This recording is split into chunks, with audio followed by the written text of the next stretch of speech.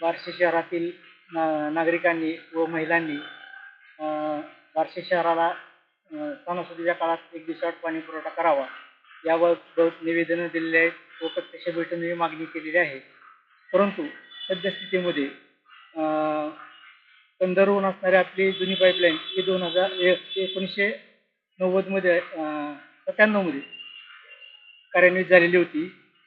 त्यानंतर त्या लाईनचे आयुष्यमान हे 2024 पर्यंत होते.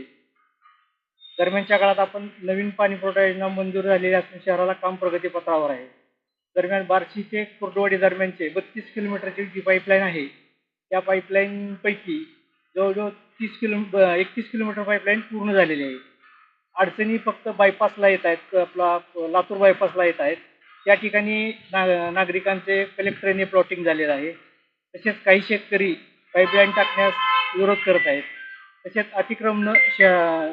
रोडला अतिक्रमण असल्यामुळे हॉटेल्स, धाबे रोडला टाकलेले आहेत. त्यांचीही अडचण मोठ्या प्रमाणात येत आहे. या सर्व बाबींचा निराकरण करण्याचे काम चालू असून जरची पाईपलाईन पूर्ण करून पहिल्या टप्प्यामध्ये रिधोरे ते बार्शी दरम्यानची 22.5 किलोमीटरची पाईपलाईन कार्यान्वित करण्याबाबत युद्धपातळीवर काम चालू आहे. परंतु गेले 15 दिवसापासून मोठ्या प्रमाणात पाऊस पडत असल्यामुळे पावसामुळे त्या पाईपलाईनच्या कामात अडचणी येत आहेत.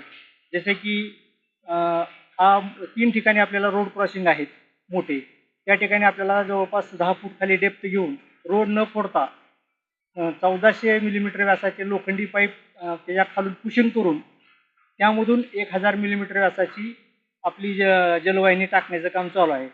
परंतु त्या 3 ठिकाणी सद्यस्थितीमध्ये पाणी पूर्ण भरलेले आहे व पाणी काढले तरी पाणी तिथं काम करू देत नाहीत वेल्डिंगचे.